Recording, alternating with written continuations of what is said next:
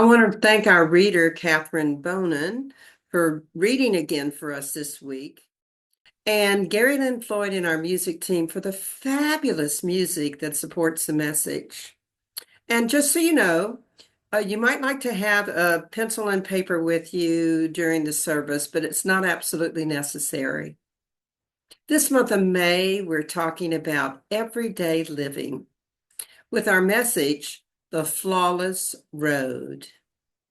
And today we're talking about that flawless road, not because it's perfect in the worldly sense, but because it's divinely orchestrated.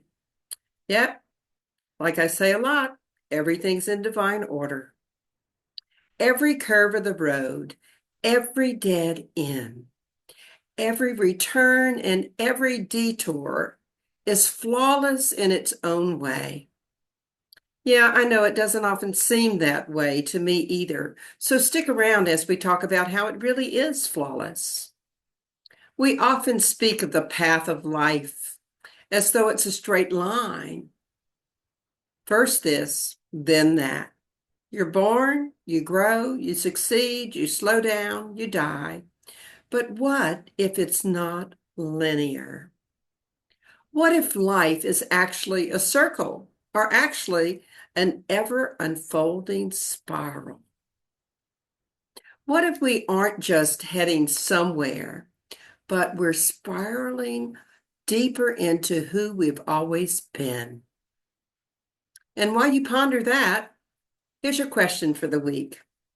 What is the one choice you might make today to recognize life is not linear, to embrace the flawless road, and to step fully into living with grace, knowing absolutely everything has its purpose? One more time. What is the one choice you might make today to recognize life is not linear, to embrace the flawless road, and to step fully into living with grace, knowing absolutely everything has its purpose? Let's talk about life not being linear, but rather a spiral, moving us upward to who we really are. You know, the Grateful Dead had a song that they called Ripple, and here's a little bit of the lyrics. There is a road, no simple highway, between the dawn and the dark of night. Isn't that the truth? No simple highway in our lives between when we're born and when we have challenges. And what I am encouraging you today to do is to walk your highway of life with more grace, with more joy, and definitely with fewer blisters. So let me backtrack for just a moment. When you were young, did you tell yourself, by the time I'm 30, I will have done this? And by the time I'm 50, I think I should have done this. Well, if you feel a little bit behind on that timeline, here's a question for you. Whose calendar are you using? Google's or God's? Well, actually, God doesn't really deal in time, but that's the good news. We're conditioned to think in straight lines, birth to death, success from failure, beginning to end. But nature and spirit and our soul do not operate that way.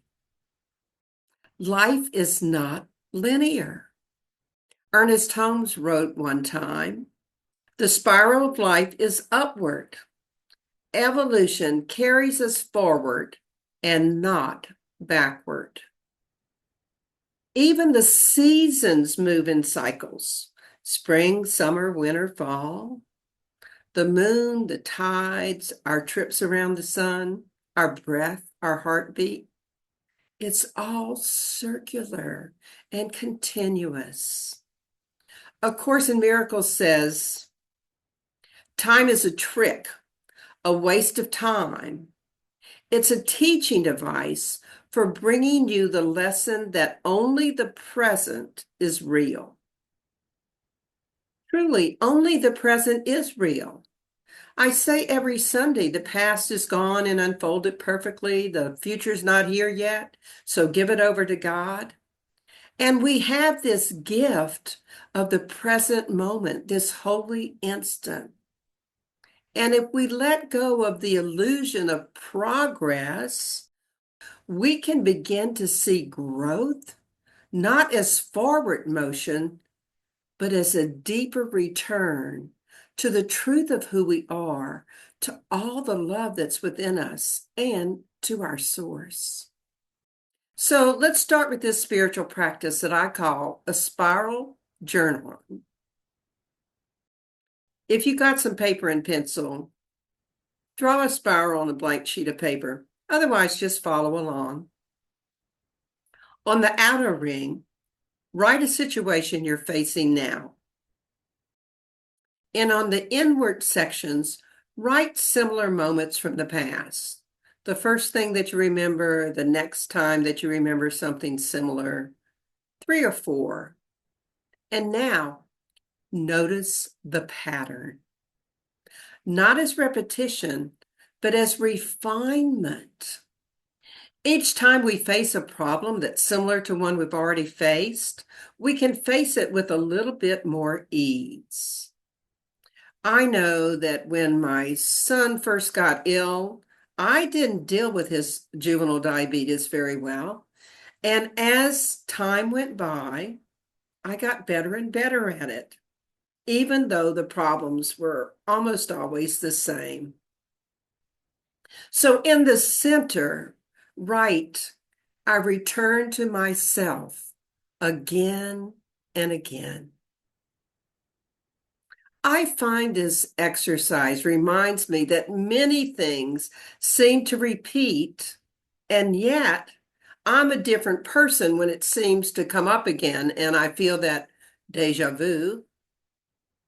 And so I experience it a bit differently from a higher perspective. Thank goodness, right? And if we can't think about life as an upward spiral, we can at least let this be our mantra. I evolve by returning. We return to that same situation, that same challenge, and each time with more perspective and a higher level of understanding. So there was this lady, and she was known as the crying lady because she cried all the time. Her oldest daughter had married a noodle maker, and her younger daughter married a person who sold umbrellas. He had a big umbrella shop. So when it rained, she cried for the daughter that had the noodles because they wouldn't dry without the sun. And when the sun was shining, she cried for the daughter who was trying to sell umbrellas because people aren't going to buy them when it's very sunny. And then one day she met a monk. And he said, tell me why you cry all the time. And she explained the situation to him. And the monk said, oh, I can fix that.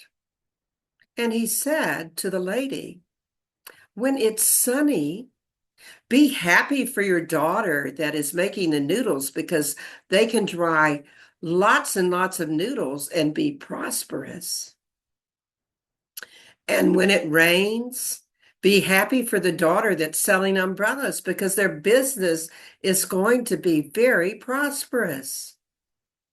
So the lady thought about that for a while, and she decided that she could be happy. And so she became the happy lady instead of the crying lady. So many times in our lives, we just need a different perspective. So I'm going to ask you, what might a flawless road look like for you? Imagine one for yourself.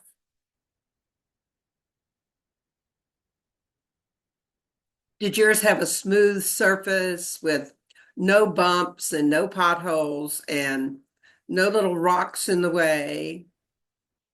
Well, I truly hate to tell you this, but a flawless road is not without its potholes, nor is it necessarily smooth.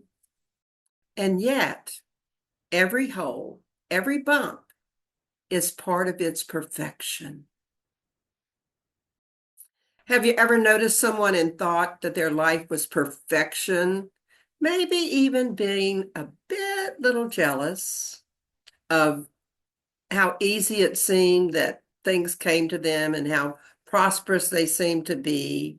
And you felt like, I work just as hard as they do.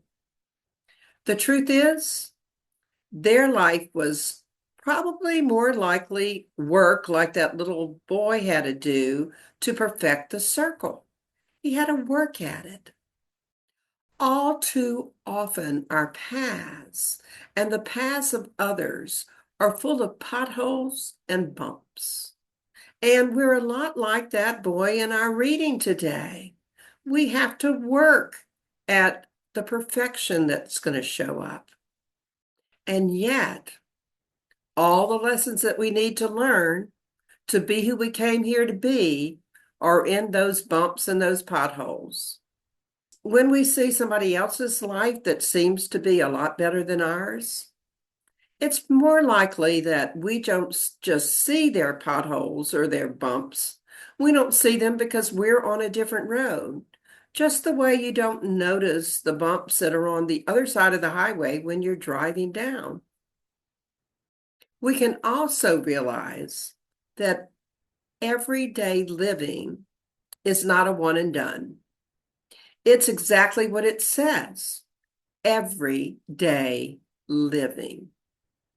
Katherine Economou wrote this: flawlessness is not the absence of flaws, but the presence of love in every moment.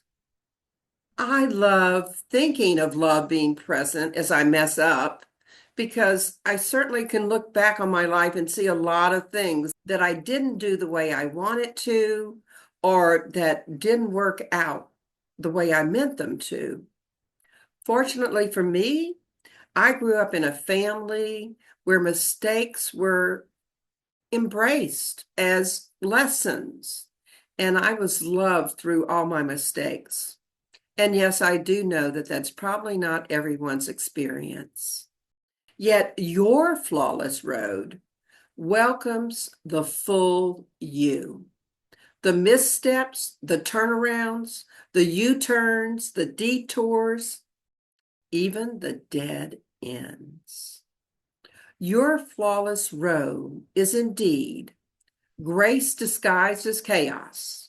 And don't forget that acronym for grace. God reflecting absolute compassion everywhere.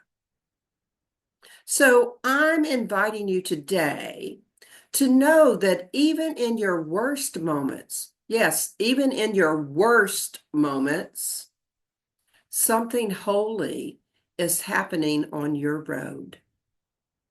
Think about that. In Romans 8:28, we read, all things work together for good to those who love God. Now, listen to that. It doesn't say some things, it says all things, even the detours. I think Ralph Waldo Emerson was referring to the same thing when he wrote, the soul circumscribes all things. It is the center of nature and the circle of life. So let's try another spiritual practice. This one I call the sacred detour. So take a breath. Again, I invite you to close your eyes if that's comfortable. And think of something that you might label as a wrong turn, which you took in your life. And as you look back and consider that wrong turn, ask yourself these questions. What did I learn? Who did I become? What I know to be the truth is that this too was the flawless road. That wrong turn was just part of your road of life. Embrace that concept. And don't forget that sometimes it takes a bit of that perspective and a shift, like that crying lady had to make to become the happy lady. So, what I know is that I want to be walking my flawless road with peace. And if life is not linear, but rather a circle, or as Emerson described it, as a spiral, there's always a returning to that truth, to that self, to the source, often with a higher perspective than we had previously. So, how might we walk our path in life and see it as the flawless road? Well, personally, I believe there's three requirements: reverence, forgiveness, and of course, joy. It might be something different for you, but for me, it's absolutely joy. Reverence because every moment is sacred. Learn to embrace the holy instant of now, regardless of what might be showing up for you. And when you really truly embrace this holy instance of now, whatever's showing up with you can seem lighter. And forgiveness, because there are really no real mistakes, only invitations. Invitations to know that everyone on the planet is doing the best they can with what they know at the time and with their relationship to the divine at the time. And God is in everything, somewhere, even when we can't see it. Remember, there's absolutely no spot where God is not. And then joy. It might be freedom for you or something else, but for me, it's joy because even the wildest loops are divine. Even all of those detours are divine. Yep, we're back to divine order as it's meant to be. The past unfolded perfectly. A Course in Miracles says, I am not a body. I am free, for I am still as God created me. I am still as God created me. We're not here to arrive. We're here to remember who we are. So I'm going to have you imagine this next spiritual practice, but I'm also going to invite you to do it a little bit later today. It's called a walking meditation. So for now, just imagine yourself taking a short walk all by yourself. And as you place your right foot down, say, I walk the flawless road. And as you place your left foot down, say, I return to myself. And as you continue to walk, I walk the flawless road. I return to myself. I walk the flawless road. I return to myself. And just get into that rhythm with your body, the turning of your thoughts, the dance of being in the present. And just so you know, to walk the flawless road is not necessarily to walk without pain. It's to walk with presence, with trust, and with the deep knowing that everything, absolutely everything, belongs on your road and is as it's meant to be. Ernest Holmes says, We are not human beings trying to be spiritual. We are spiritual beings having a human experience. Once in a meditation, I was going through a really difficult time and couldn't seem to find my bearings. And I just asked God, where's the GPS for my life? Sometimes I refer to that GPS as my God present system. And God truly spoke and said, kind of like Mark Anthony might have said it to me, "Oh, sweetheart, it's not a GPS, it's a compass, and it's inside your heart." So let's think about those words of Lao Tzu, who said, "A journey of 1,000 miles begins with a single step." Imagine if each step was just a journey bringing you home, a journey to your heart, to your truth, to your essence, to remembering your own divinity. Hmm.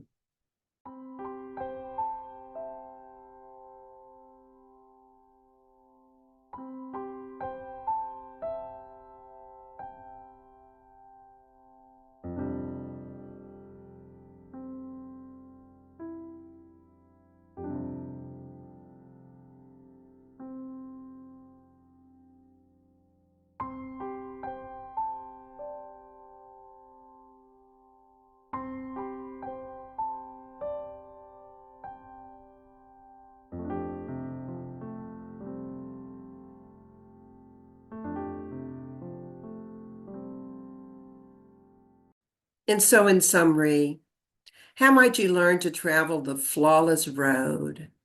Well, imagine life as not being linear. Remember to use God's calendar, not Google's. And also remember that all we have is this holy instant right here, right now, that we call the present. And then walk your flawless road and embrace all those missteps, all the U-turns, all the detours as lessons. Know that all things are working together for your good. So shift your perspective to be happy. Walk with reverence and forgiveness and joy. Remember that we're not here to arrive. We're here to remember who we are. And also to remember that absolutely everything is as it's meant to be. So here's your affirmation for the week. How is that I so willingly, energetically, and effortlessly recognize life is not linear, embrace the flawless road, and step fully into living with grace, knowing absolutely everything has its purpose. So make a conscious choice this week to walk your flawless road with peace and forgiveness and reverence and joy.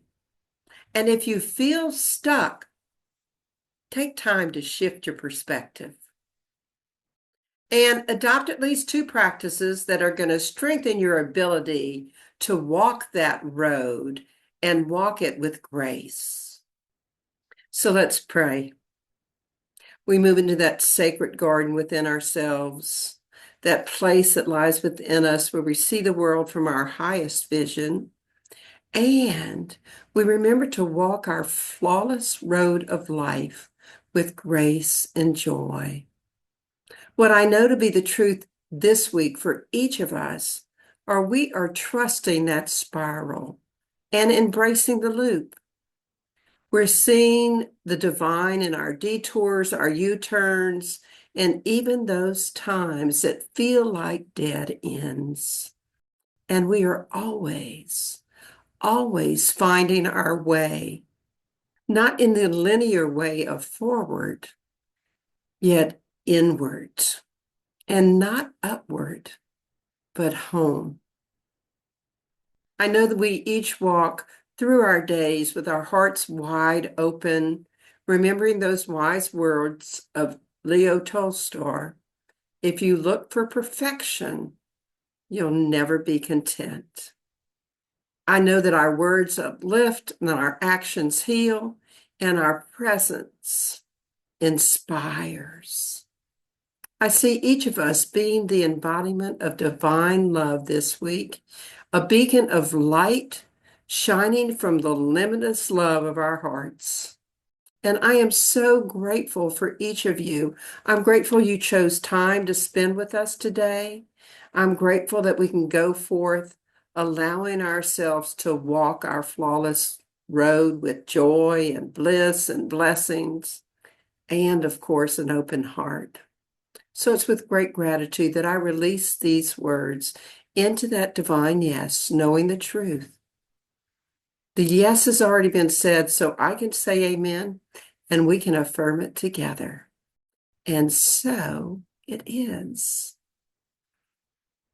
And I am so grateful to everyone that has been participating and helping to support our center. It really means a lot that you want us to keep going and keep being a presence on this planet. Thank you so much. Enjoy our offertory song.